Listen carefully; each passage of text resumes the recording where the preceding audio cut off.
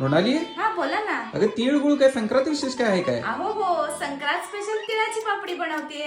तिळाची पापडी चांगली तर लागेल ना? तुम्ही खाऊन तर बघा. घड्याळाच्या काट्यावर कसरत आहे बरं.